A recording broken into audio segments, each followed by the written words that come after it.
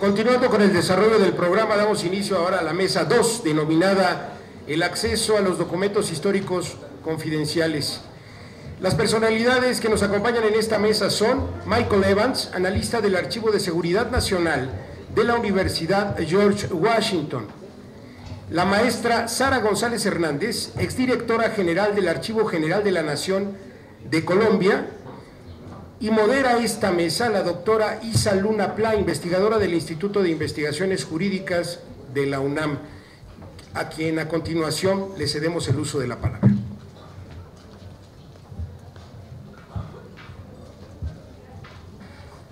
Muy buenos días a todas, a todos.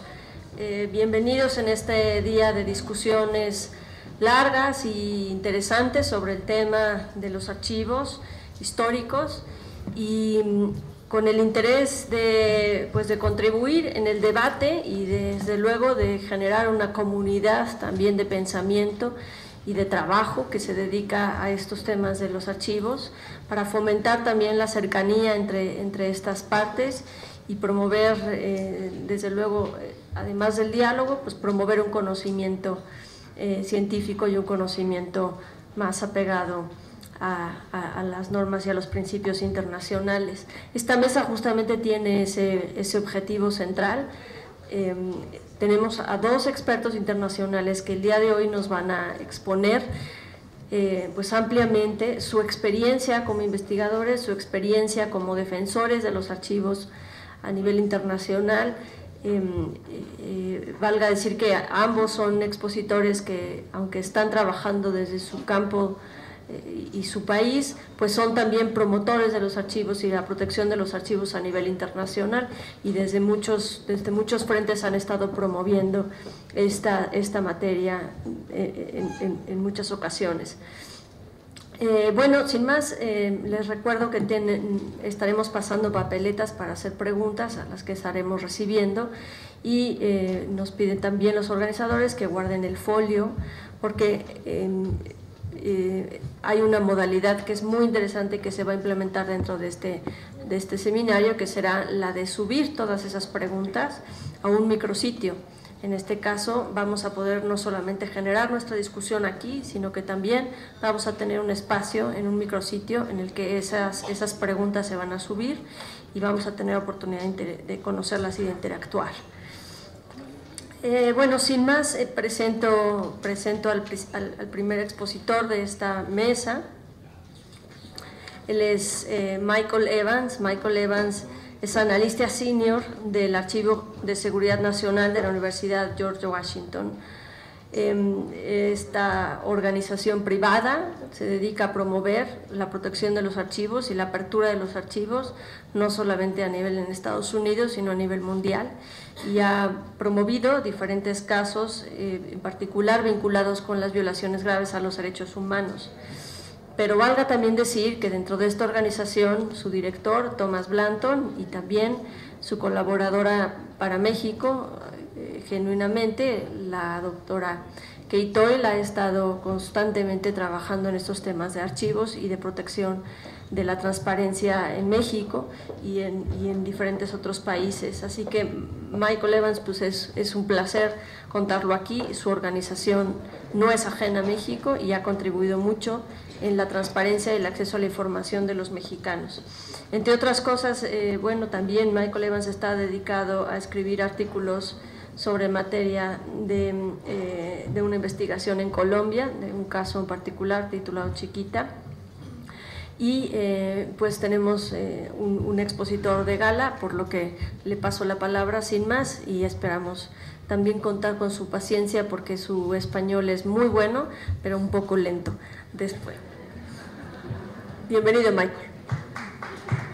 Gracias.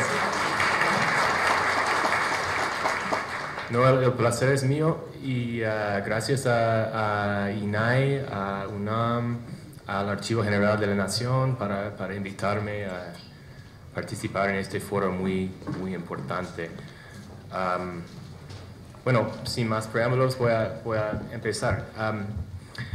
Bueno, después de haber trabajado durante casi 20 años en el mundo de acceso a la información, Yo he aprendido a ser paciente.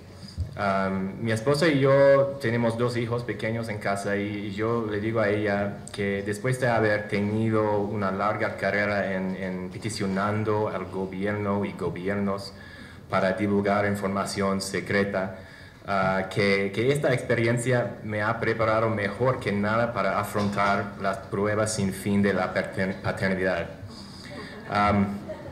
Pero hemos estado leyendo un montón de libros para padres y es fascinante cómo se aplican esas mismas lecciones en un sentido general a la práctica de acceso a la información, las tácticas dilatorias, los argumentos ilógicos.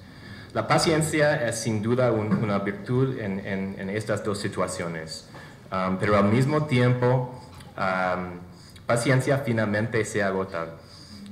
Un padre de familia, al igual que un solicitante de acceso a la información, necesita escoger sus batallas sabiamente.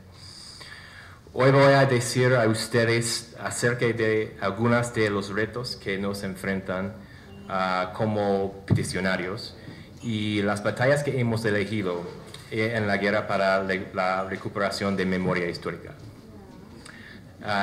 Así que ahora les pido que ustedes por favor sean pacientes, porque francamente yo no hablo español muy bien, así que por favor tengan paciencia conmigo mientras yo hago algunos puntos sobre el acceso a los archivos históricos en los Estados Unidos y las lecciones que veo para acceso a la información en México desde la perspectiva de alguien que tiene experiencia en el uso tanto de estas 2 leyes.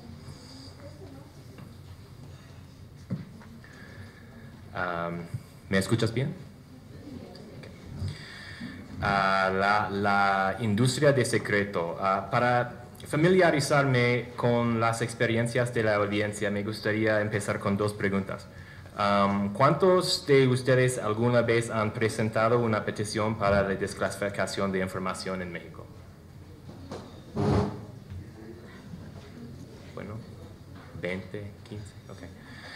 ¿Y cuántos alguna vez han presentado una petición de desclasificación, una FOIA, en los Estados Unidos? 1.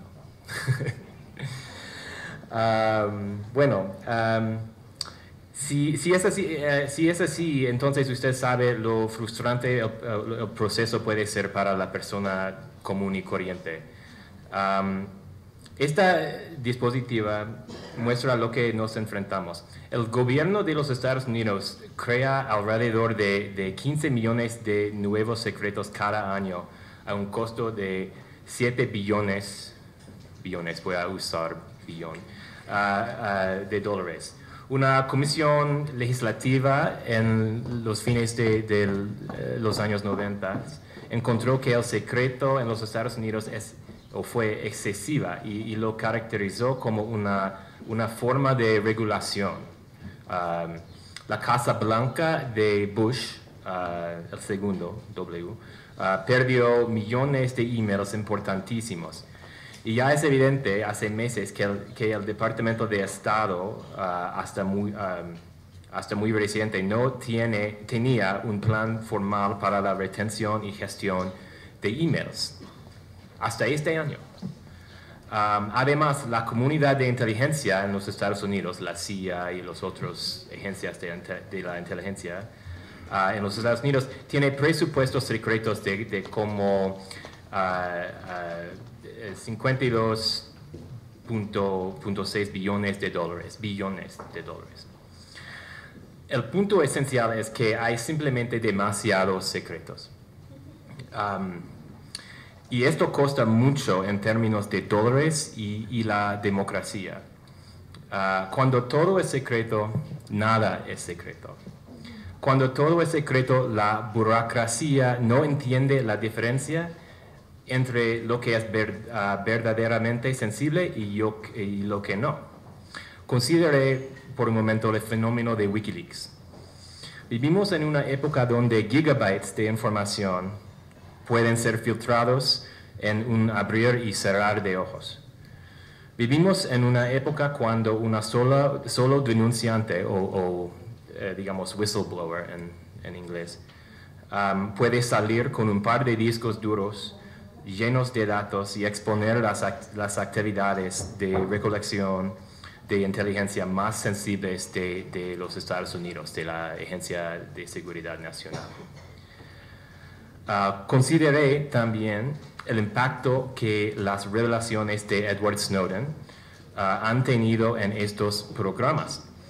Dadas las recientes acciones del Congreso de los Estados Unidos con la intención de limitar por la primera vez la colección masiva de datos telefónicas para la NSA, ahora parece claro que el señor Snowden ha sido rey y vindicado. En efecto, lo que Snowden ha hecho es nada menos que exponer las prácticas de recopilación de inteligencia ilegales, o sea, no legales, que habían sido creadas y llevadas a cabo en secreto total, como parte de este presupuesto secreto, digamos el black budget en los Estados Unidos. Antes de continuar, quiero confrontar y refutar la idea, sostenida por muchos, que en gran medida considera que la desclasificación de documentos sobre los asuntos diplomáticos o operaciones militares o archivos de la inteligencia, la desclasificación de esos tipos de archivos como una amenaza a la seguridad nacional. Tiene sentido de una manera, puede ser muy embarazoso para airear el trapo sucio nacional. Y por supuesto hay buenas razones para mantener la información en secreto, incluso después de que han pasado décadas. Pero voy a hablar de algunas de esas buenas razones más luego, pero ahora quiero exponer otra proposición. Los estados nacionales que se niegan a establecer un sistema regular, oportuna y razonable para la desclasificación automática de la información histórica o de carácter histórico, incluyendo la inteligencia sensible, este tipo de información lleva el riesgo de perder el control de su propia historia y de su narrativa nacional. Déjame explicar lo que quiero decir con esto. México, al igual con todos los países, debe abarcar y examinar abiertamente su historia nacional y la historia que comparte con otras naciones. Eso para que no pierda agencia o perder el control de la narración compartida. En otras palabras, dicen que la historia la escriben los vencedores. Pero visto de otro modo, la historia siempre refleja los sesgos y los prejuicios de las fuentes archivísticas disponibles. El acceso a los archivos es igual que el acceso a la historia. Es precisamente por eso que la historia internacional normalmente refleja el punto de vista de los Estados Unidos. Los que afirman que una mayor transparencia debilita la seguridad nacional a menudo no entienden esta dinámica básica.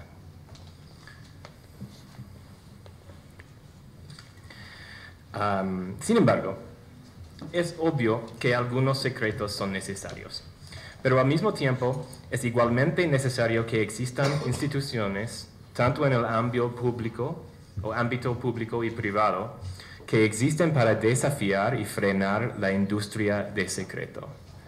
Para funcionar con eficacia, las complejidades de los Estados Unidos y el sistema secreto de desclasificación requieren la existencia de contrainstituciones para garantizar que las agencias gubernamentales están proporcionando el máximo nivel posible de transparencia. Ausente este tipo de presión, la tendencia entre la burocracia es destruir, retrasar y negar. Entonces, ¿cuál es el papel de nuestro archivo, el Archivo de Seguridad Nacional? Hemos presentado más de 15 millones o 15 mil, no,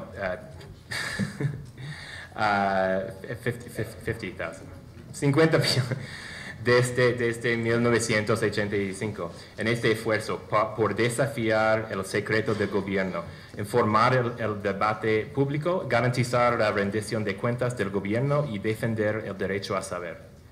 Hemos llevado a cabo 14 auditorías de las prácticas de transparencia de las agencias de gobierno federal.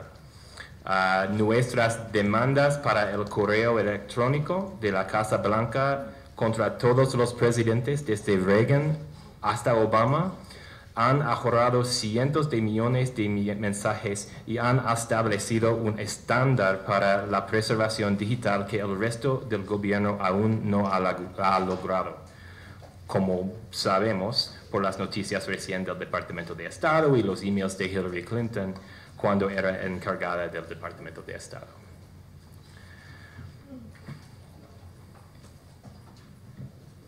Entonces, ¿qué es el Freedom of Information Act, FOIA?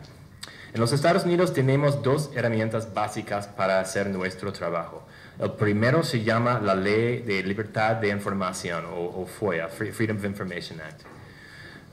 Esta, como dice el dispositivo, es la ley de acceso fundamental en los Estados Unidos. Fue aprobado por el Congreso en los años 60, después de más de 10 años de debate. Una congresista llamado John Moss fue el campeón de la FOIA y él estaba en contra del secreto excesivo de las primeras décadas de la Guerra Fría. Él dijo, la luz del sol es el mejor desinfectante. El acto fue firmado de mala gana por presidente Lyndon Johnson. Dicen que él fue pataleando y gritando. No sé si es una expresión en español, pero kicking and screaming. La FOIA asegura acceso público a documentos gubernamentales y federales. Se puede peticionar con carta, con fax, con métodos electrónicos, depende de la agencia. No tenemos algo central como INAI. Se puede apelar respuestas adversarias y utilizar las cortes presentan demandas, por ejemplo. Y pertenece solamente a las agencias de gobierno nacional, federal. Hay 9 exenciones que aplican al acto. Y se puede verlos en el monitor. El primero es información relacionada a seguridad nacional que se puede ver como amenaza a seguridad nacional. Hay un estándar. Hay otros sobre información relacionada al proceso deliberativo que es muy problemático. B6 es privacidad personal, esencialmente datos personales. Son categorías muy general y muy amplio. Hay algunos aspectos positivos sobre la FOIA y desclasificación. Hay una prueba de balance. Balance la seguridad contra el interés público. Y esta es muy importante, la presunción de divulgación. El gobierno y no el solicitante tiene el peso de responsabilidad de justificar por qué no puede divulgar la información. Como aquí en México. El gobierno tiene que entregar la información si no puede citar una de las 9 exenciones de la ley. No hay cargos para búsquedas y copias de documentos si usted se califique como institución educacional o como reportero. Las agencias del gobierno tienen que revisar los documentos responsivos línea por línea para determinar las partes de documentos que pueden ser liberadas y los que van a ser tachados. Y por orden presidencial, no por ley, pero por orden presidencial, se supone que los documentos de archivo mayor, de los archivos históricos, que son mayores de 25 años de edad, deben ser desclasificados automáticamente mediante un conjunto mucho más estrecho de exenciones. Hay exenciones, es decir, que hay exenciones que aplican a documentos más de 25 años de edad, pero son mucho más estrecho, narrow, como, sí. Hay ciertos aspectos negativos también. Nuestra ley no pertenece a los sujetos obligados. No pertenece al Congreso, no pertenece a la oficina ejecutiva del presidente, que es muy, muy importante y lamentable, ni los cortes nacionales, solamente las agencias federales del gobierno. Muchos de los estados en nuestro país también tienen sus propias leyes de acceso, pero estamos hablando de lo nacional. La aplicación de exenciones es muy variable y muy subjetiva. No tenemos exención o excepción específicamente para información relacionada a derechos humanos. Eso es algo que queremos hacer, pero ha sido muy difícil.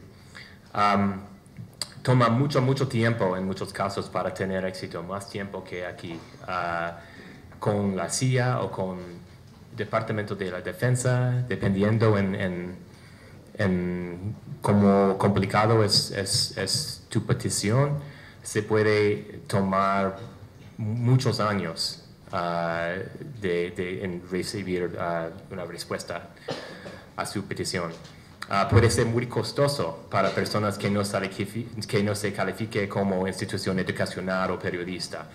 Por ejemplo, en este año, hace unos meses, una peticionario de México peticionó a la DEA para documentos sobre el Chapo Guzmán. Y la DEA respondió diciendo que va a costar como 1.4 millones de dólares en fees para cumplir con la petición. Es muy raro, pero es un ejemplo muy pertinente. Tenemos exenciones especiales para documentos operacionales de agencias de la inteligencia. Este también es muy lamentable y hemos visto muchos casos en que estos tipos de documentos que son informes operacionales de la CIA o de la DIA es muy fácil desclasificarlos, y en algunos casos de desclasificación proactiva por parte del presidente Clinton u otros, esos tipos de documentos han sido desclasificados. También tenemos el GLOMAR. El GLOMAR es un tipo de respuesta de una agencia en donde agencias en ciertos casos tienen la opción de no confirmar ni negar si documentos responsivos existen o no existen. El hecho de que si la agencia tiene la información o no es propio, es considerado muy sensible. También tenemos el abuso de ciertas exenciones administrativas. Por ejemplo, perdimos el año pasado, o no sé cuándo, un caso contra la CIA para la última volumen de la historia de la CIA, de la historia de la Bahía de Cochinos, Bay of Pigs, en Cuba. y esta fue negado no por razones de seguridad nacional o datos personales, pero por razón de que es deliberativo. Fue un borrador de un informe solamente, y por eso fue considerado como parte del proceso deliberativo. Ese es un documento de los años 60. Pero bueno, para nosotros esta lucha es una lucha necesaria. La FOIA, como todas las leyes de acceso, es un mecanismo primario para separar lo que debe ser público de los secretos legítimos. La FOIA es una herramienta esencial de vigilancia pública y contabilidad en contra de la epidemia de secreto en los Estados Unidos. En una mano hay secretos legítimos, y cuando estamos hablando de archivos históricos, hablamos de secretos legítimos. Son, bueno, documentos sobre el diseño de armas nucleares, movimientos de tropas, fuentes de información sensibles, algo que puede, solamente las cosas que se puede afectar el presente. Los ilegítimos, cosas embarazosas, la incompetencia, mala conducta, corrupción, venalidad, violaciones de derechos humanos, esos tipos de cosas. Para nosotros, la FOIA llena el espacio entre el sistema normal de desclasificación y el presente. En general, los documentos más recientes en los archivos nacionales de la nación son de los años 70. Pero hay otras formas de desclasificación en los Estados Unidos. El Departamento de Estado tiene una serie de libros. Se llama Foreign Relations of the United States. Hay un volumen nuevo sobre México y América Central desde los años 69 hasta como 74, que me parece muy interesante. Se trata usualmente de cosas de nivel muy alto, negociaciones entre los dos países, reuniones con, no sé, el presidente de México y Henry Kissinger, por ejemplo. Ese tipo de información. Pero la realidad es que algunas agencias estadounidenses hacen un buen trabajo con la desclasificación proactiva. Tanto es así que Wikileaks ahora en realidad trata de tomar el crédito para las revelaciones que se han hecho de forma rutinaria por el Departamento del Estado. Usted ha oído posiblemente de los cables de Kissinger, que se hicieron públicos por primera vez en el sitio de web del Departamento de Estado.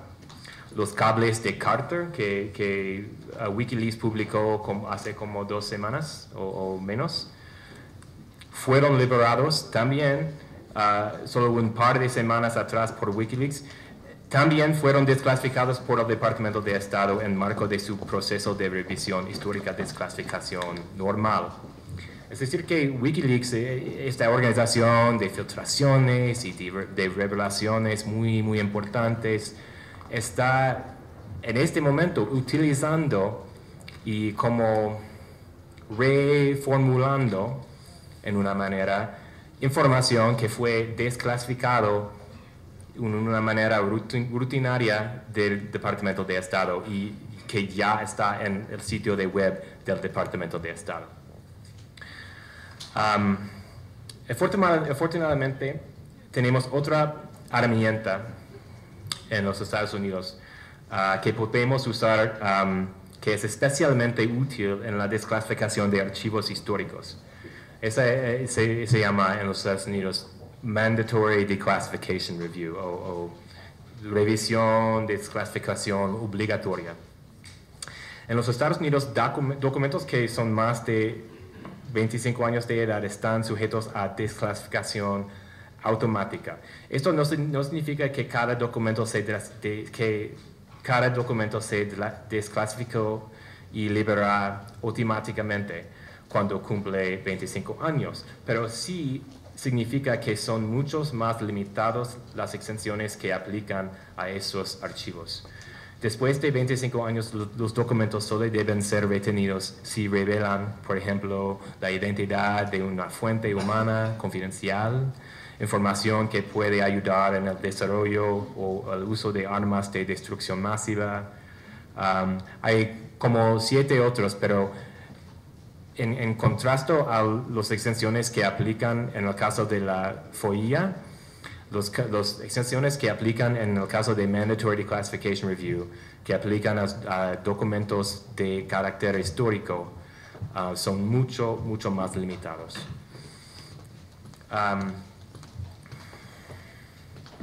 Quiero hablar un poquito del trabajo que estamos haciendo en este momento sobre México y compartir unas lecciones.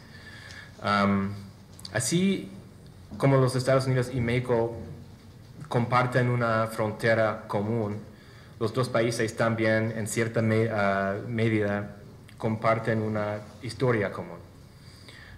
Para los historiadores y archiveros en México, esto es extremadamente importante, porque a pesar de todos sus defectos, en muchos casos, parece que todavía es mucho más fácil para investigar la historia secreta de las fuerzas de seguridad mexicanas o la guerra contra las drogas en México y otras cuestiones de las políticas de México desde el norte de la frontera.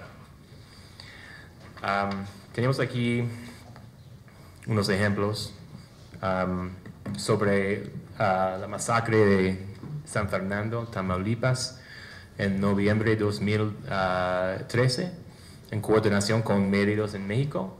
Publiquemos como 30 documentos desclasificados sobre estos masacres recientes. Ese reportaje en proceso y los documentos en nuestro sitio de web generaron más de 50 historias adicionales de prensa aquí en México y en América Central. Uno de los informes, o algunos de los informes son de la DEA y de la FBI, informes de inteligencia sobre ¿cómo se dice? Cómo empezaron la coordinación entre los Zetas y este grupo de militares especializados que formaron las Zetas originalmente. Dice que los orígenes de las Zetas están con las fuerzas especiales militares en México, y se puede leer, el documento está en inglés, pero hay algunos documentos, como 4 o 5 documentos sobre ese origen de los Zetas en el Ejército Nacional de México. También un documento, lo siento que está escrito en inglés, pero el consulado en Matamoros de los Estados Unidos, en un cable, dijo que oficiales en Tamaulipas fueron minimizando el descubrimiento de los cuerpos en Tamaulipas, cientos de cuerpos en fosas comunes, y fue tratando de minimizar también, o intentando de minimizar también la responsabilidad del Estado. También otro cable dice que de la Embajada en México dice que los carteles operaron con casi impunidad total, porque están trabajando con fuerzas de seguridad locales que fueron compromisados. ¿Sí? ¿Compromisados? Comprometidos, gracias. Hay otros ejemplos, pero yo no voy a describir todos. En Otro que es muy interesante es esto, que en 2005 la FBI dijo que el gobierno mexicano no va a tener éxito en controlar las actividades de los Zetas. Pero bueno, hace tiempo, sin embargo, también hemos tenido recientemente un cierto éxito en el descubrimiento del primer documento del expediente relacionado con esa masacre de San Fernando de 2011, que reveló que los miembros de la Policía Municipal de San Fernando fueron pagados por el grupo criminal Los Zetas para ayudar con los secuestros y actuar como vigías, halconeo, durante sus operaciones ilegales. Esa fue el resultado de una petición aquí en México y acciones tomado por los comisionados del IFAI o del viejo IFAI.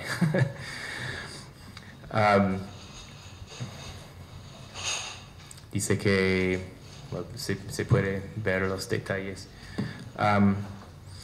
Pero bueno, hace tiempo hemos abocado para este tipo de ley en los Estados Unidos y estoy hablando de una provisión que obligar al gobierno de divulgar información de carácter que se trata de derechos humanos o violaciones de derechos humanos.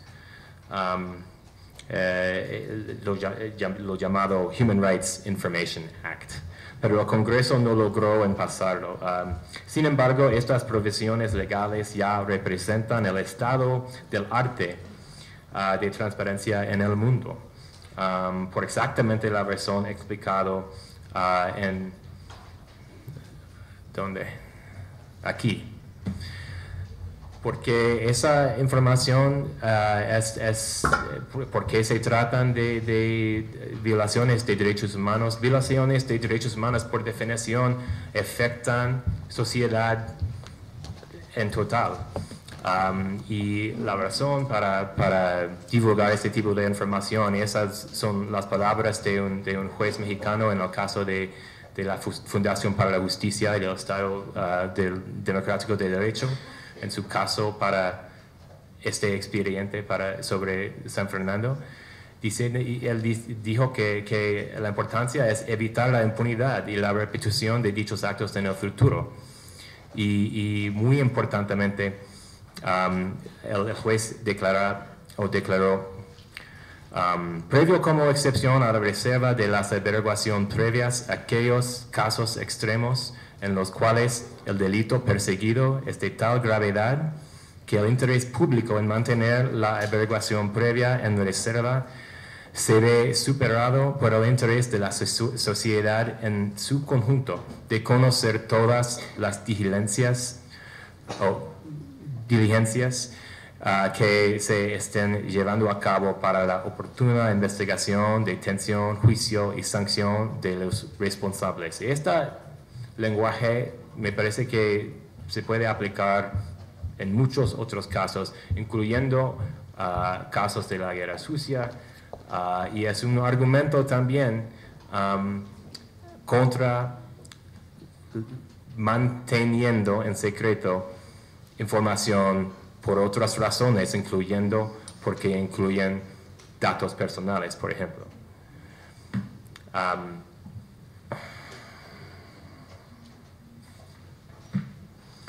Pero para terminar con una nota positiva, quiero destacar el compromiso de México con la Open Government Partnership. ¿En español? ¿Cuál es en español? Sí. Para ampliar el acceso de los ciudadanos a los servicios públicos en línea y en desarrollo de herramientas de democracia digital, para que el gasto de gobierno más transparente, haciéndolos disponibles en línea. Esa es parte de la Estrategia Nacional Digital aquí en México. Yo estoy muy contento de anunciar que en los próximos meses y años tenemos la intención de trabajar muy cerca con el INAI y con Artículo 19 y otros grupos, la facultad de la Universidad Iberoamericana, Amnistía Internacional, y a través de los buenos oficios aquí en INAI, en una iniciativa que contempla nada menos que para establecer las cuentas históricas definitivas de los casos más emblemáticos de violaciones de derechos humanos en México durante los últimos 50 años. Y quiero destacar un poquito de la tipo de información que podemos llevar a cabo en México por medio de destacar otros éxitos que hemos tenido en otras partes del mundo. Por ejemplo, en el caso del presidente Alberto Fujimori en Perú, uno de nuestros analistas, Kate Doyle, fue parte del equipo de prosecución, esencialmente, hablando o dando testimonio sobre los contenidos de documentos desclasificados de los Estados Unidos sobre el sistema de inteligencia oculto, secreto en Perú. Documentos, testimonios de esta analista de nuestra organización fue muy importante. Un cable de la Embajada de los Estados Unidos describe un como two-tiered anti-subversion plan, un plan de contrasubversión con dos niveles. Un de carácter público que enfatizó derechos humanos y etcétera, y otro plan secreto que incluye asesinatos extrajudiciales. Eso no fue la evidencia la más importante evidencia en el caso, pero fue muy importante. Y también quiero hablar un poquito,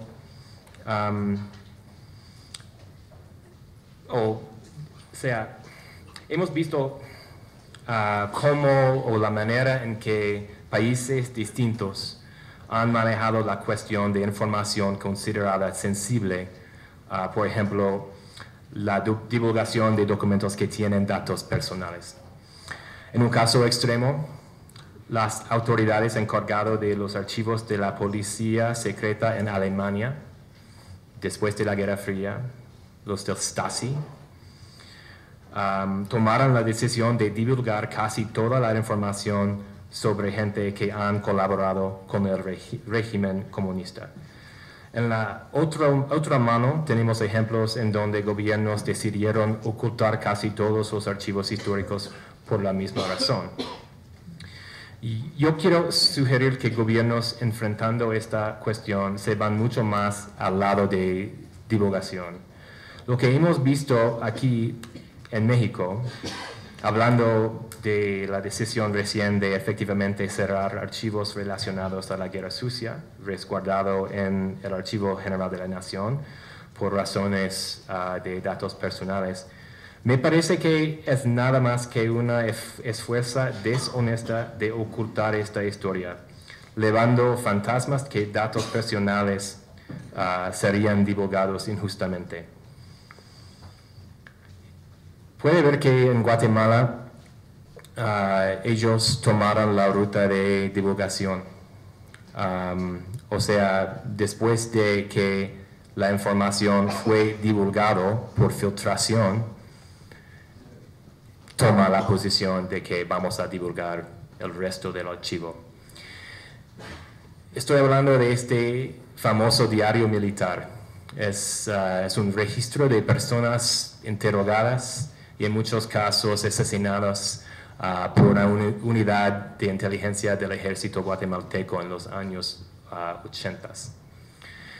Este documento, que contiene como, no sé, como 100 páginas así, fue filtrado en Guatemala y publicado por nuestra organización National Security Archive.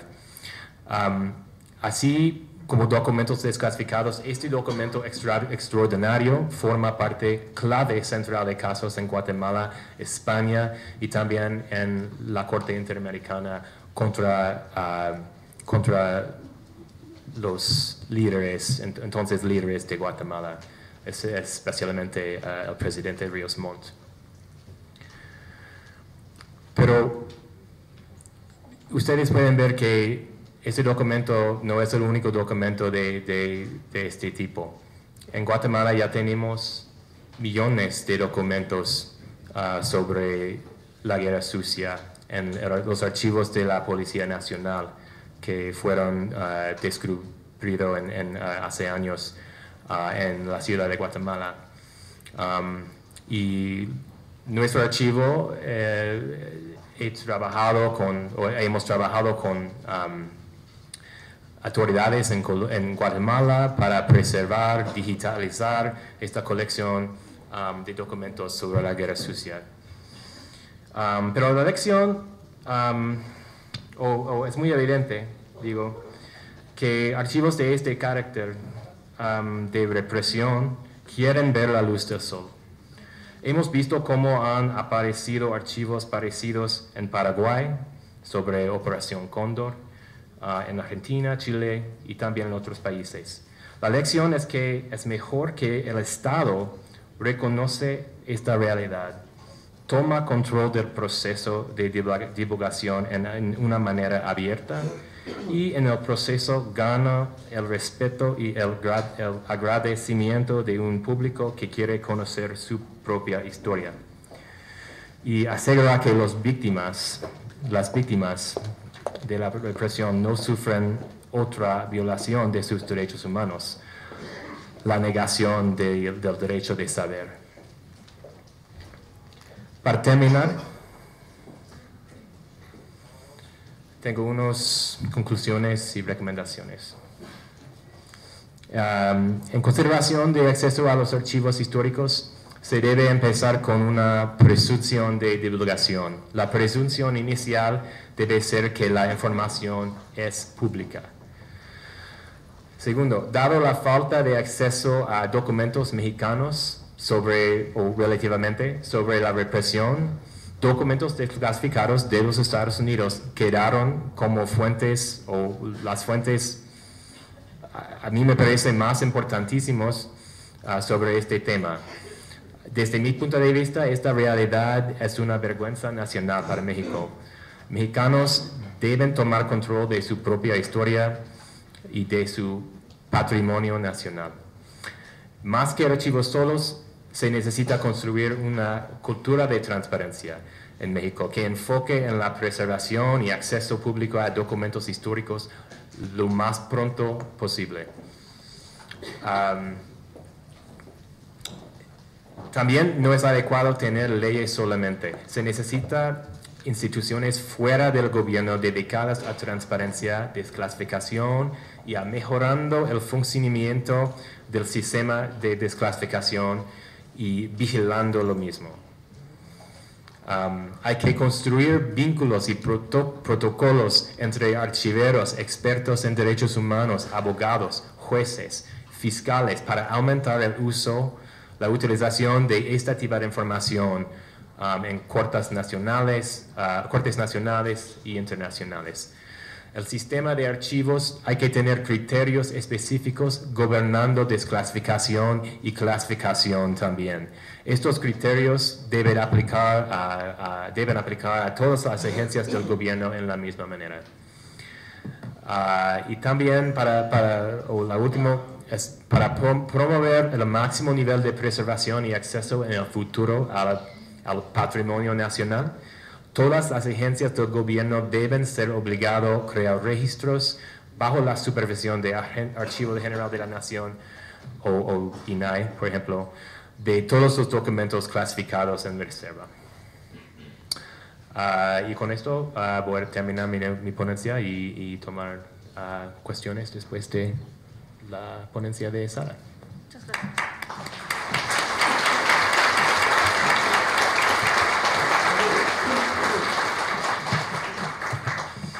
Muchas gracias a Mike Evans por su extraordinaria experiencia que nos ha compartido.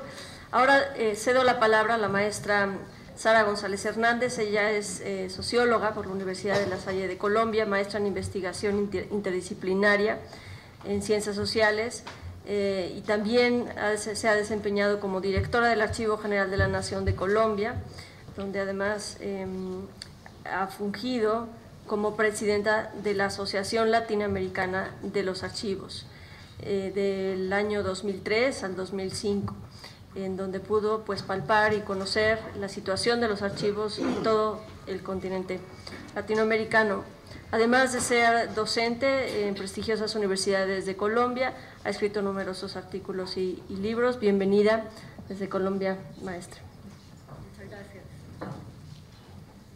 Buenas tardes para todos. Quisiera agradecer la convocatoria que me han formulado los organizadores de este evento, en particular las directivas del INAI, la doctora Jimena, el doctor Acuña y el maestro Eduardo Bonilla.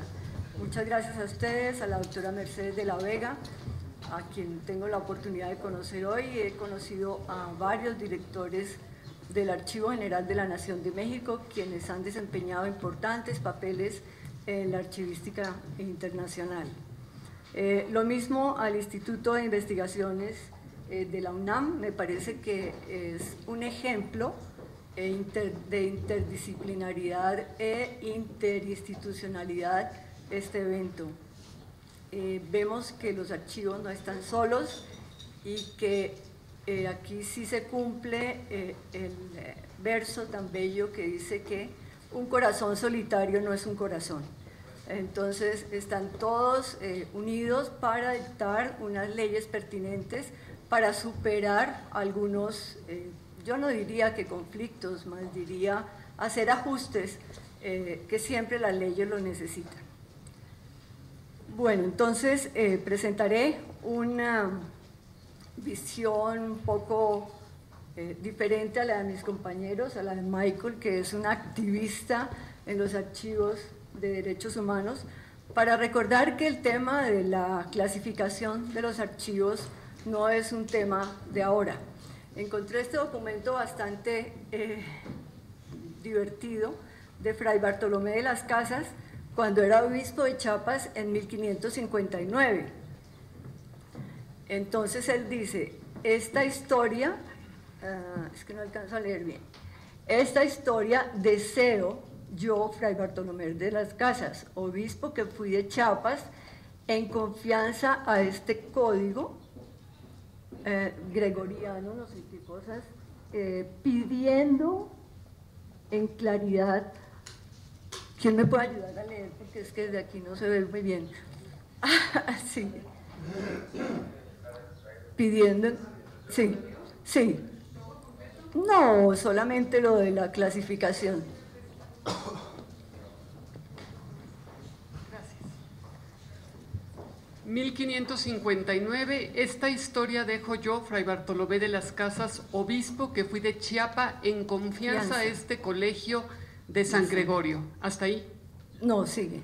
Rogando y pidiendo por caridad al Padre fiador y conciliador del que por tiempo fueren que a ningún seglar la den para que ni dentro del colegio y mucho menos de fuera de la LEA por tiempo de 40 años desde este de 60 que entrará comenzados a estar tachado, contar sobre lo cual les encargo la conciencia y pasados aquellos 40 años, si vieren que conviene para el bien de los indios de España, la puedan mandar imprimir para gloria de Dios y manifestación de la verdad principalmente. Creo que con eso. Sí, muchas gracias.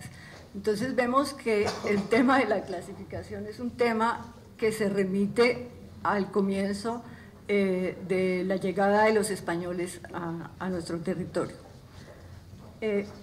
Un segundo punto que quiero dejar bastante claro es que los archivos históricos, como todos sabemos, constituyen esferas de acceso al conocimiento de los quehaceres que determinan la vida de las instituciones públicas y privadas y de quienes las dirigen y manejan. Hablando hoy con Michael y en otras ocasiones, hemos visto que si nosotros no conservamos nuestros archivos abiertos al público, abiertos a las investigaciones, nos vamos a ver abocados a que sean otros quienes escriban nuestra historia. En el caso de Colombia, por ejemplo, la mayor información sobre el tema de la pérdida del Canal de Panamá está en los archivos diplomáticos de Francia, porque resulta que Francia siempre ha tenido una política archivística bastante fuerte y allá hasta ahora, hasta la actualidad, ningún diplomático puede salir al exterior sin antes haber sido capacitado en el tema de archivos. Es decir, qué deben enviar, cómo lo deben enviar, cuál es la información primordial. Y en este momento el tema de los archivos del Canal de Panamá se encuentra absolutamente toda la información en los archivos de Francia. Respecto a otro punto, también que trae a colación Michael, vemos cómo una empresa aparentemente inofensiva, una empresa bananera que se llama Chiquita Brands, apoyó durante siempre y dependiendo el momento histórico, apoyó a la guerrilla, apoyó a los paramilitares, apoyó al gobierno. Estos documentos, Michael tuvo el acierto de entregarlos en Colombia a finales del año pasado y entregó ¿cuántos documentos? ¿9.000? 9.000 documentos que no tenía Colombia y que ahora se encuentran en el Centro Nacional de Memoria Histórica. Entonces, con estas consideraciones, vamos a empezar a hablar de lo que consideramos los archivos confidenciales. Yo comparto la idea de la persona que habló anteriormente del grupo 19, ¿cómo es? Artículo 19, de que el tema de archivos históricos confidenciales es antagónico, porque si son históricos es porque ya han perdido su valor administrativo, judicial, etc. ¿Quiénes poseen archivos confidenciales? Aquí hemos hablado de que quienes poseen archivos confidenciales son casi siempre el Estado, pero yo no creo, y todos lo sabemos, que por ejemplo los archivos de las empresas, los archivos de los sindicatos, los archivos de las comunidades laicas y religiosas, de las familias y de otros grupos generadores de información no sean importantes para la construcción de la historia de un país. Entonces, al abordar el tema de los archivos clasificados, es necesario abarcar todo el conjunto y no simplemente limitarnos a los archivos del Estado, porque la información es sistémica y esa información puede encontrarse en cualquier archivo. Nos hablaban de los archivos confidenciales de Guatemala, donde en las listas que menos pensaban que estuviera la información, como el registro de gasolina de unos automóviles, ahí se encontró quiénes eran los culpables de muchos crímenes, quiénes estaban involucrados en esos crímenes. ¿Y a quién se le ocurre, o a quién se le hubiera ocurrido pensar que unos documentos de una gasolinera pudieran aportar una prueba contra alguien en ese caso? Entonces, creo que nuestras leyes deben ser mucho más generosas en el contenido, mucho más amplias en su capacidad de influir en la sociedad. Bueno, vamos a plantear algunas consideraciones generales. Los archivos confidenciales son documentos que por lo general ocultan el dolor y el castigo y en consecuencia son destruidos tan pronto como ocurren las crisis y los cambios políticos dentro de los estados o dentro de las familias, porque en las familias también tenemos nuestros archivos confidenciales. Lo saben y conocen muy bien los partidarios de las dictaduras y de los regímenes antidemocráticos y quienes han hecho de la infidelidad un acto de confidencialidad. Por eso son tan importantes tanto los archivos familiares y personales como los archivos de la represión y la Inquisición. Un caso cercano es el del historiador español Francisco Espinosa Maestre, quien ha dejado un relato dramático de lo que era necesario hacer y dejar de hacer para acceder en los años 80 a los archivos que daban cuenta de lo realizado por la dictadura franquista durante los 40 años de gobierno. Ustedes saben que recientemente fue creado el Archivo de la Guerra Civil Española, que tiene su sede en Salamanca y que ha causado toda clase de luchas internas porque había documentos de Cataluña que los catalanes no querían entregar al Archivo General de la Guerra Civil Española, por temor a que se destruyeran o se ocultaran o fueran mal utilizados. Bueno, hay varios casos de archivos españoles bastante importantes. En el Departamento de Asuntos Exteriores, un investigador alemán tuvo que acudir a la Audiencia Nacional para que le permitieran consultar los expedientes de los nazis protegidos por Franco, porque también se aducía que eran documentos privados. Los archiveros que habían callado las brutalidades y crímenes del régimen mantenían confidencialidad de los archivos para salvaguardar el honor y la intimidad de las personas. Y gobernantes tan progresistas como Felipe González decidieron mejor no hablar del pasado. Y otros más apasionados con la España de la transición prefirieron una necesaria suspensión de la memoria. Es decir, borrón y cuenta nueva, o como decimos en Colombia ahora con el problema de las negociaciones de paz, suspensión de la memoria, perdón y olvido. Bueno, es evidente que sin los archivos confidenciales no es posible construir imágenes más o menos acertadas del rostro de la economía de un país, de la sociedad, de la cultura y la política, ni los ritmos de sus movimientos cíclicos que contribuyan a dar luz a las coyunturas expansivas o depresivas de nuestro presente o de una época pasada. Tampoco es posible hablar con certeza del carácter de quienes como empresarios, intelectuales, políticos o personas normales han dado muestras de ser amantes de la discrecionalidad y del engaño. Por ello, cuando hablamos de archivos confidenciales y de cómo acceder a ellos, estamos en la boca de un punto negro, en una galaxia desconocida, que deberá ser objeto de mayor preocupación y conocimiento por parte de los trajinantes de los archivos, de la investigación y de las ciencias afines. Archivos privados, confidencialidad o escándalo. Sabemos que fueron dos fondos básicos, el de Inquisición e Infidencias del Archivo General de la Nación de México, los que permitieron a Manuel Esparza reconstruir aventuras amorosas de los monjes dominicos de la Orden de los Dominicos en el siglo pasado.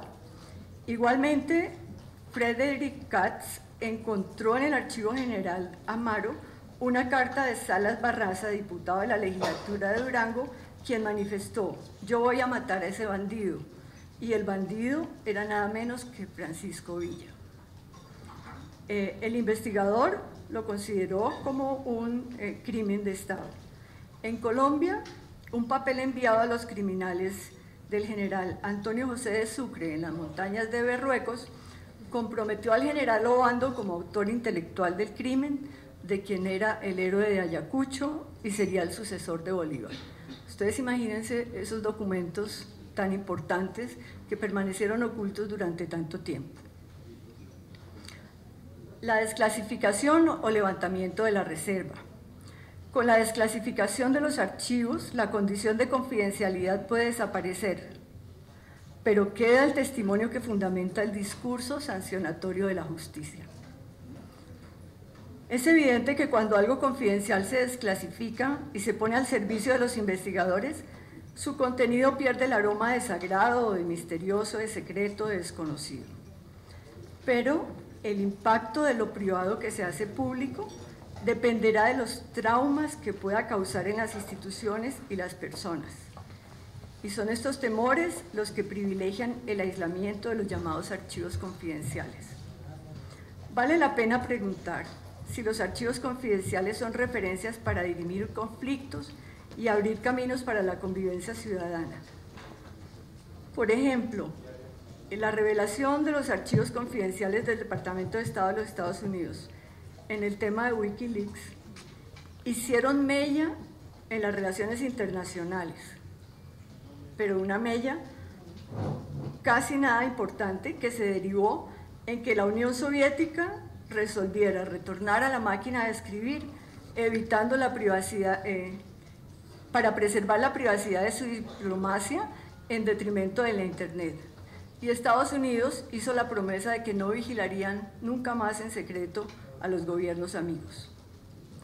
Posiblemente en el futuro también los enamorados tendrán que volver a escribir a mano para evitar que todas sus declaraciones de amor sean usadas por la oposición y los medios si el destino les depara un cargo político. Ustedes saben que apenas aparece un candidato, salen todos esos documentos que han estado en Internet. Bueno, otro aspecto relacionado con los archivos clasificados y que es un tema bastante espinoso es el de los custodios. Los custodios no siempre son archivistas, me gusta más usar la palabra custodios. Custodio es el que protege, el que cuida. Pero resulta que esos custodios muchas veces y caigo en ese mundo, hemos debido aceptar que existen documentos ciegos, papeles mudos, un universo de registros que es y no es, al que no le debemos poner atención. Por eso, quienes preservan, organizan, conservan archivos confidenciales, muchas veces deben renunciar a su democratización, hacer del silencio un principio de solidaridad con los gestores y actores de esos archivos y apostar a cierta complicidad que fundamenta la razón de ser de los archivos confidenciales. Pero sabemos también que la limitación a la consulta es muy grave.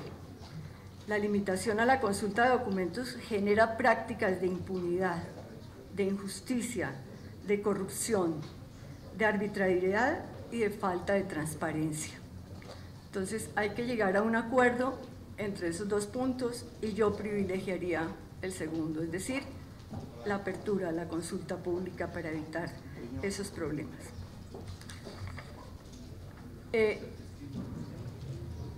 El caso de Colombia, que yo creo que es muy cercano para todos ustedes, somos un país yo no diría que de legistas, sino un poco de leguleyos, que nos hemos dedicado a hacer leyes y de ver la manera como las infringimos. Pero al ver esos niveles tan altos de corrupción y de impunidad, pues esto ha hecho que el gobierno se haya preocupado por emitir varias leyes relacionadas con el acceso a los documentos.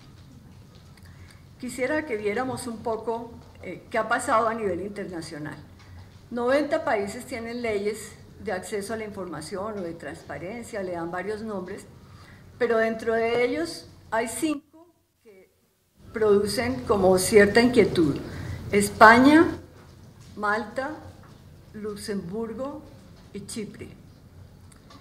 El primer país que emitió su ley de transparencia fue Suecia y lo hizo en 1766 y estamos en el 2015. Noruega lo hizo en 1970. Eslovenia pues lo hizo a raíz de la separación de los países de la Unión Soviética y de la glasnost y la perestroika, que no es más sino la apertura y la reconstrucción del país. Emitió la ley en el 2003 y como dato curioso, la ley incluye la multa a las entidades gubernamentales que oculten información. Creo que es una de las únicas leyes que incluyen este tema. En China la emitió en el 2007 y tiene muy poco reconocimiento a los derechos de la información. Bueno, en México pues no les voy a contar todo el cuento, pero sí veo que hay unos temas bien importantes de la Ley de Acceso a la Información de México, y es como la creación del IFAI-INAI. En Colombia, en el 2014 se creó, fue emitida la Ley de Transparencia, pero no le crearon un doliente, como decimos nosotros. Entonces, ¿quién la va a materializar? Ustedes han tenido la suerte de que la ley contempló quién se dedicara a darle vida a esa ley, ¿no? Como ustedes lo han dicho, y no lo digo yo para evitar problemas de interpretación, tiene sus problemas, claro, es una ley nueva, una ley que hay que reglamentar, pero tiene muchas cosas muy beneficiosas. Dentro de ellas es la creación de esta entidad tan importante, con esa categoría en la administración pública, con los recursos para hacerlo, porque si no la dotan de recursos, pues no se haría nada, con esa planta de personal tan capacitada, de especialistas.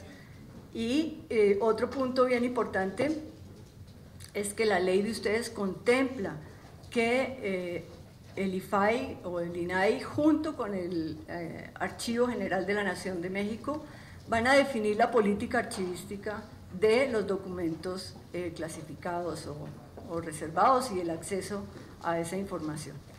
Esto es bien importante porque si no se crea un conflicto de intereses entre las instituciones que después no lo salva nadie, no lo supera nadie.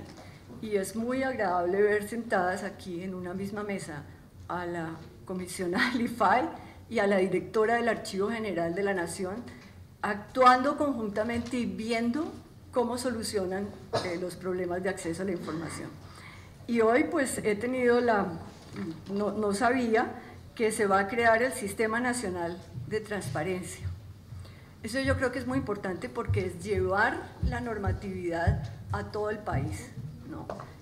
Ustedes saben que existe a nivel de los archivos el Sistema Nacional de Archivos.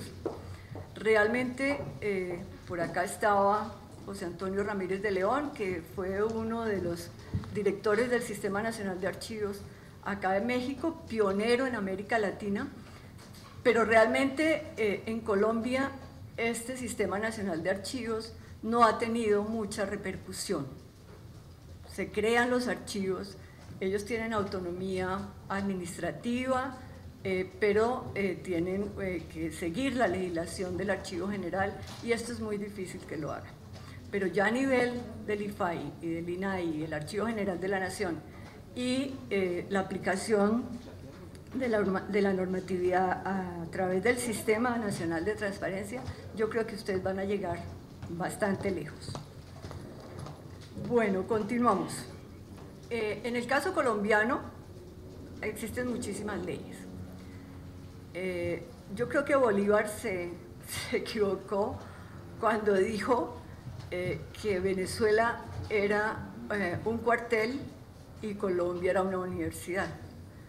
Era una universidad, pero de leyes nomás. Las universidades eran o de medicina o de leyes, y las de leyes eran muchísimo más. Entonces tenemos una tradición legislativa completamente amplia, se contradicen, etc. He traído algunos ejemplos solo de leyes que tienen que ver con el tema de la conferencia.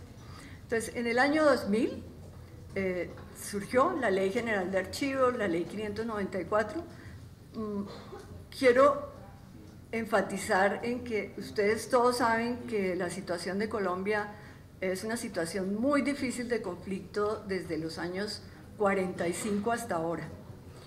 Entonces nadie se imaginaba cómo en un país con tantos problemas de conflicto interno podría un director de un archivo y su equipo convencer al Senado o al Congreso de la República de que aprobaran una ley de archivos. Esto era un poco incongruente, pero la tenacidad del director, del doctor Jorge Palacios en su época y de su equipo, lo lograron. Esta ley ha tenido muchos problemas. Esta ley ha tenido deficiencias, se considera que fue una ley hecha para tiempos de paz, en medio del conflicto, pero existe existe y es necesario desarrollarla. Bueno, luego vino la Ley de Protección de Datos Personales en el 2012, la Ley de Inteligencia y Contrainteligencia y la Ley de Transparencia y Acceso a la Información, que les comentaba yo, es la más reciente, en el 2014. Como decía alguien aquí anteriormente, la Ley General de Archivos establece el acceso y la consulta de documentos, porque fue creada pues, para todos los archivos del país, pero además del acceso y la consulta a los documentos, dice que hay documentos que son confidenciales. Las autoridades responsables de los archivos públicos y privados garantizan el derecho a la intimidad personal y familiar, honra y buen nombre de las personas y demás derechos consagrados en la ley. Pero inmediatamente otro artículo habla de la reserva legal sobre cualquier documento y dice que cesará a los 30 años de su expedición. Esto en la Ley General de Archivos. Y dice algo que nos puede aclarar un poco la situación acá, y dice que cumplidos estos, o sea, los 30 años, el documento por este solo hecho no adquiere carácter histórico y podrá ser consultado por cualquier ciudadano y la autoridad que esté en su posesión adquiere la obligación de expedir a quien lo demande copias o fotocopias del mismo. Asimismo, la ley estableció algunas restricciones que están referidas más a la salud del documento que a criterios políticos. Entonces dice que habrá restricciones por razones de conservación. Cuando los documentos históricos presenten deterioro físico, tal que su estado de conservación impida su acceso directo, las instituciones suministrarán la información contenida, no se puede ocultar aduciendo problemas de conservación. Suministrarán la información contenida en estos mediante un sistema de reproducción que no afecte la conservación del documento. Más tarde, entonces, esto fue en el 2000, en el 2014, salió la Ley de Transparencia en el sentido de que se crea y se ratifica el derecho de acceso a la información pública nacional y se dictan otras disposiciones. Luego esta ley fue reglamentada en el 2015. Y pues el objeto de esa ley es regular el derecho a la información, pero también las excepciones a la publicidad de esa información. Entonces, como se dijo aquí, hay una contradicción y es necesario pues, ponernos de acuerdo. O se permite el acceso o se le da prioridad a las excepciones en esa publicación. Tuve la oportunidad de participar, antes de que saliera la ley, en una audiencia pública para presentar el proyecto de ley a los periodistas, a los investigadores de las distintas ramas de las ciencias sociales. Resulta que uno de los principios que tiene esa ley es bastante discutido, porque dice que se le da, predomina el principio de máxima publicidad y que no podrá ser reservada o limitada sino por disposición constitucional o por disposición legal de conformidad con la ley, y que se deberá adoptar el criterio de razonabilidad y proporcionalidad. ¿Quién me puede decir cuáles son las categorías para aplicar el criterio de razonabilidad? ¿Razonabilidad para quién? ¿Para quien requiere la información o para quien la quiere ocultar? Entonces, por ejemplo, los periodistas en Colombia se opusieron muchísimo a algunos artículos de esa ley porque no está claro. Y yo creo que en cuestión de leyes no se debe dejar nada a la imaginación. Todo debe ser muy concreto. Debe tener plazos, debe tener términos precisos, debe manejarse en un contexto razonable. Lo mismo lo de proporcionalidad. ¿La proporcionalidad de qué? ¿Para qué? Entonces, estos dos principios de nuestra ley crean bastante discusión. Otro principio pues, es el de la transparencia, el de la buena fe, el de la facilitación. que es facilitar el ejercicio del derecho de acceso a la información pública, pero excluyendo las exigencias o requisitos que puedan obstruirlo o impedirlo. El principio de no discriminación, pues que a todo el mundo se le debe dar acceso en igualdad de condiciones. El principio de gratuidad. Este busca pues que la información pública sea suministrada de forma gratuita y que no se podrá cobrar valores adicionales al costo de reproducción de la información. Sobre eso tenemos un texto muy bonito de la ley militar de 1930 que decía que quien pida copias debe traer el papel y pagar el tiempo de trabajo del funcionario que lo haga y no crear problemas en las oficinas que van a suministrar la información. Ojalá pudiéramos volver a esas condiciones y no ahondar en estos problemas. Otro es el principio de celeridad, de eficacia, de calidad de la información, y nos dice algo bien importante, y es el principio de la divulgación proactiva de esa información. Es decir, que las entidades que tengan información clasificada deben difundirla en forma rutinaria, deben estar informando constantemente qué tienen, qué les ha llegado y cómo se puede consultar. No les voy a leer las definiciones porque eso ustedes las saben de sobra, pero quisiera compartirles un poco la experiencia ya en el tema documental. El artículo 20 de la Ley de Transparencia dice y ratifica una solicitud que hizo alguien presente esta mañana, que los sujetos obligados deben mantener un índice actualizado sobre los documentos e informaciones calificadas como clasificadas y darlos constantemente, ponerlos al servicio de los interesados. Entonces es bien importante tener estos índices, pues el índice incluirá la denominación de la información, la motivación, por qué se considera clasificada, individualizar el acto en que conste tal calificación.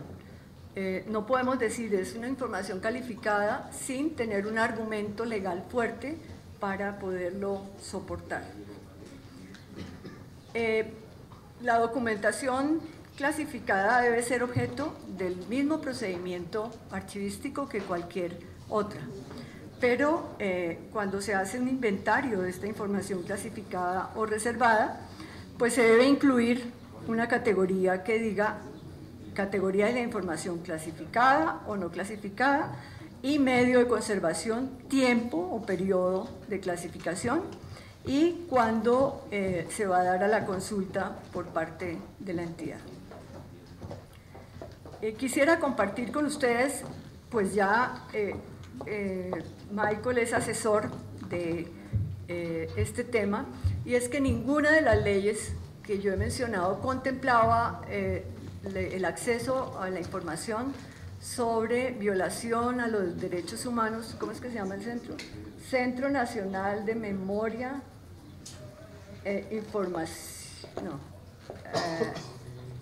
Centro de Memoria Histórica, no, es que el título es muy largo, Centro de Memoria Histórica, de Derechos Humanos y graves violaciones a los derechos humanos, y la historia del conflicto.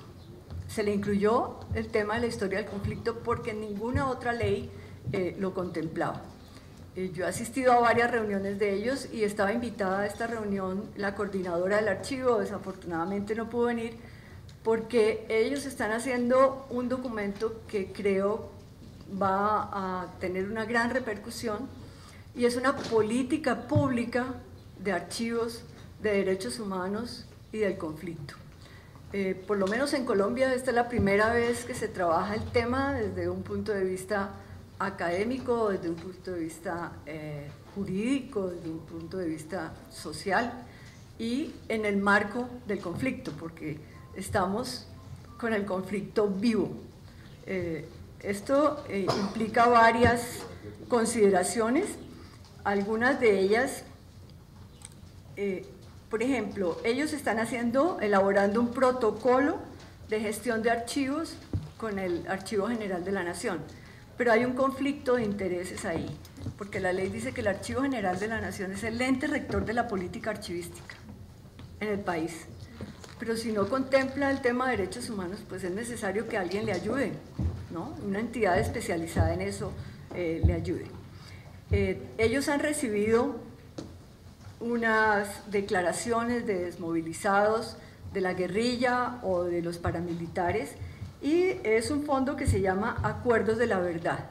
Estos acuerdos de la verdad tienen una restricción de consulta de reserva por 10 años, porque son documentos que actualmente están activos, que son parte de toda la normatividad para acceder a beneficios, para restaurar la memoria de las víctimas, etc. Pero tiene un pequeño inciso que dice que el presidente de la República tiene la potestad de aumentar el plazo de reserva por 15 años más. Ustedes saben que las decisiones de los presidentes cuando son de un momento a otro son un poco peligrosas, ¿no? Porque no conocen todo el proceso, los antecedentes. Entonces, de un plumazo, de un momento a otro, él puede decir, se cierran estos archivos por 10 años más, por 15 años más. Bueno, el archivo del Centro Nacional de Memoria Histórica, creado en el año 2012, tiene un artículo muy importante que dice que se debe priorizar la protección, preservación y consulta de los documentos de derechos humanos para evitar el silenciamiento, la sustracción, destrucción y falsificación de los hechos en los procesos de impunidad. Todo lo que permanece oculto es muy factible de destrucción, de sustracción, destrucción, falsificación. Las normas contemplan la máxima atención a las víctimas, a sus familiares. Ellos dicen que pueden conocer las causas, los actores, las prácticas, y eso facilita la labor de la justicia, la no impunidad, y es garantía de no repetición. Yo no estoy de acuerdo con quien dice que es necesario mirar hacia atrás para no repetir el pasado. Yo creo que todos necesitamos mirar hacia atrás para aprovechar lo que hicieron antes de nosotros, lo que hicieron bien, y potencializarlo y sacarlo adelante. Entonces los archivos tienen esa doble misión. Hay una metáfora muy bonita y dice que cuando nosotros vamos conduciendo un automóvil y vamos a rebasar al que viene adelante, ¿qué es lo primero que hacemos para poder avanzar? Mirar hacia atrás, para hacerlo con seguridad. Entonces eso debemos hacer nosotros, consultar los archivos para no repetir los errores del pasado, pero también para aprovechar lo que han hecho bien, ¿no? Bueno, el Archivo de Derechos Humanos se hace para recuperar la memoria, para la investigación, para la reparación de las víctimas y establecer responsabilidades penales. Esto quiere decir que son archivos activos, son archivos vivos. El Centro Nacional de Memoria Histórica se ha basado en todas sus consideraciones y en su política en las declaraciones de derechos universales a la verdad y a la justicia de la ONU de 2005, a la resolución de no impunidad, a la Declaración Universal sobre Derechos Humanos de la reunión de la UNESCO de noviembre del 2011, y dice que hay que facilitar la consulta salvaguardando los derechos humanos. Hay que establecer acuerdos de cooperación para restituir los archivos, que es lo que se está haciendo con el centro donde trabaja Michael. Hay que apoyar a las personas para saber si están en listados estatales para que impugnen su permanencia en esos listados. Resulta que la reserva bancaria existe, ¿no? Y si uno se atrasa en el pago de una cuota, aparece en rojo y no puede volver a pasar su tarjeta. Pero ¿qué pasa si uno aparece en un listado estatal de una forma que no es legal, que lo han confundido con otro, que tenga un homónimo, ¿no? Entonces, las personas tenemos derecho de saber si estamos o no en esos listados. Y hay algo bien importante, y es que contempla que quien cause daño o deterioro a los archivos de derechos humanos incurre en una falta gravísima, que para el derecho colombiano eso es bastante elevado, y es objeto de sanciones disciplinarias y legales. Entonces me parece que a las leyes siempre hay que darles esta potestad, si no quedamos en letra muerta. Bueno, quiero terminar esto por ahora y pues decir que si tienen preguntas y yo puedo responderlas, pues con mucho gusto lo haré.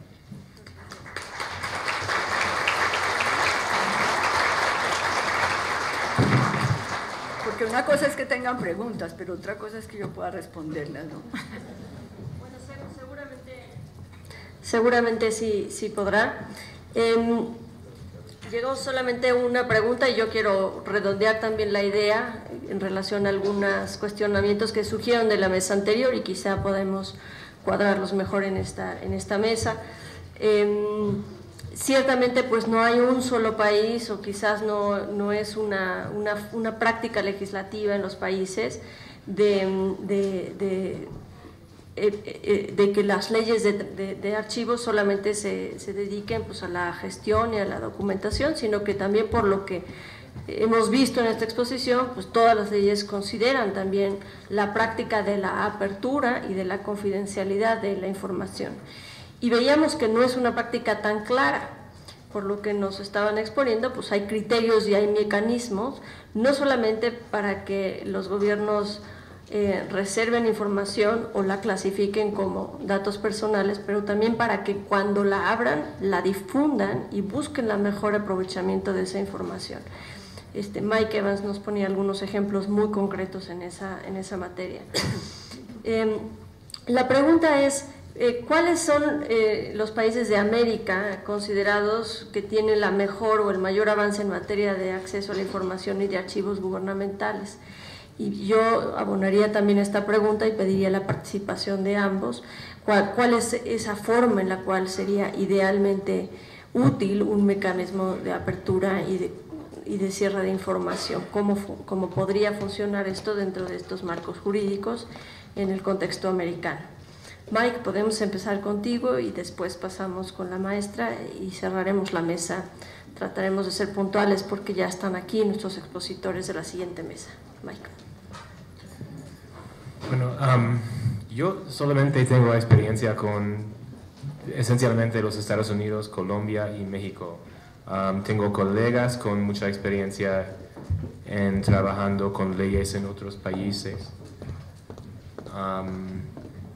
Me parece que Perú tiene un modelo bastante bien. No sé si Sara tiene algunos comentarios sobre la cuestión de cuál es el país en América Latina con... En general en América Latina no hay leyes que contemplen los archivos clasificados, las mejores prácticas.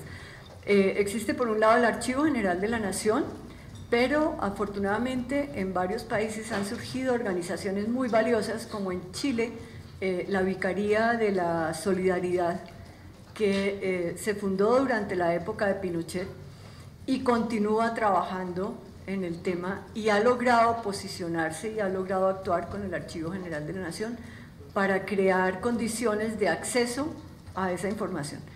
Pero que podamos hablar de mejores o peores prácticas, creo que es muy difícil porque cada país ha tenido una historia o un contexto bastante diferente y, como ustedes ven, no se parece en nada, por ejemplo, la situación de Brasil a la situación de Colombia, o la situación del propio México a la situación de Colombia.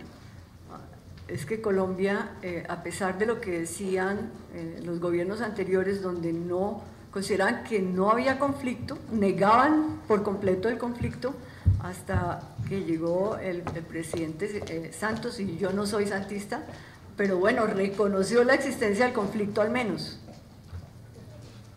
Había muertos cada 15 días en distintas regiones, pero no era conflicto, yo no sé a qué se debía.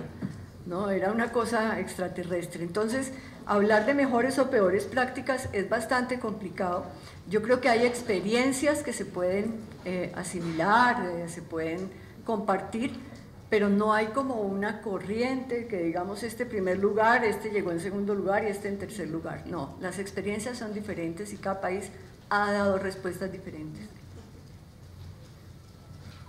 Bueno, preguntan también quién debiera regular los archivos privados y en qué momento deben de convertirse públicos, cuál es la experiencia en sus países.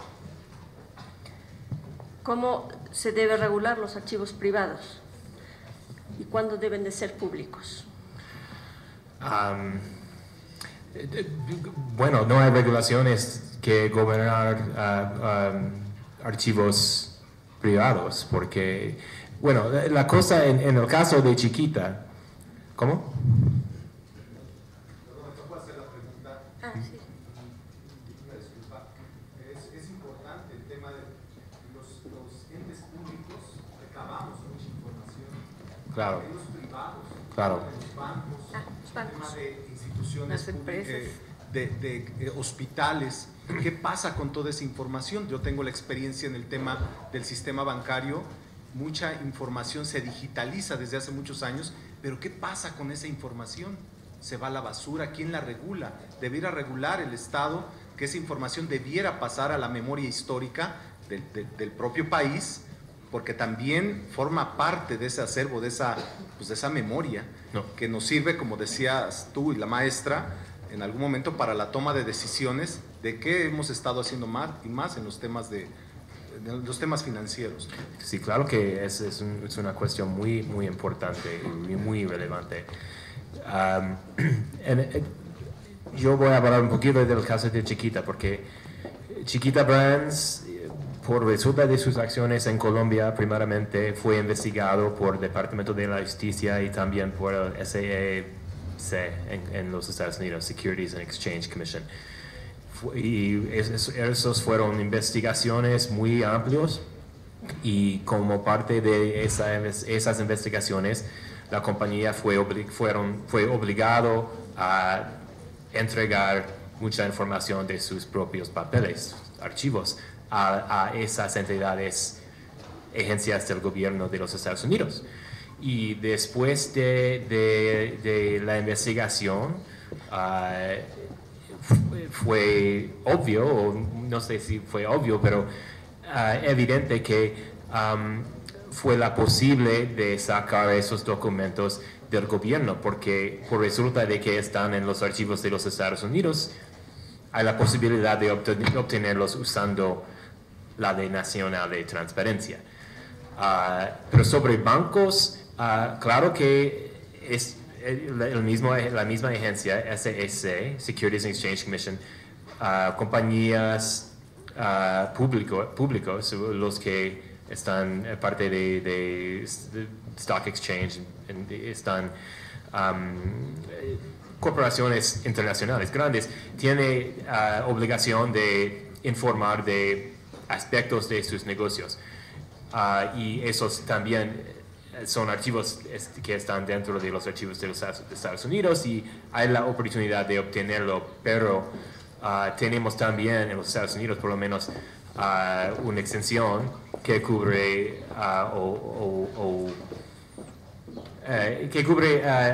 información relacionada a prácticas de negocios sensibles. Pues es difícil obtener este tipo de información aún de los Estados Unidos cuando el gobierno lo tiene. Pero en el caso de Chiquita tuvimos bastante éxito en obtener la información por resulta de que fueron una investigación.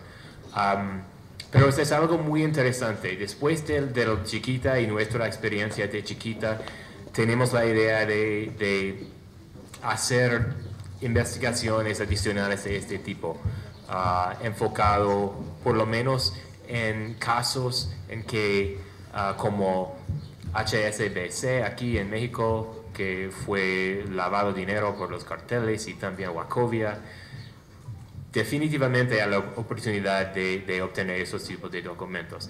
Y también, pero hay otra cosa que es documentos de las cortes. Y los documentos de las cortes no están parte del Sistema Nacional de Archivos y Transparencia. Es decir, que hay la posibilidad de obtenerlo, pero es un sistema muy, muy distinto. Bueno, también bienvenido para la conferencia también del doctor Ibarra Palafox, que justamente hablará sobre un libro en el que recapitula todo el rescate de la banca.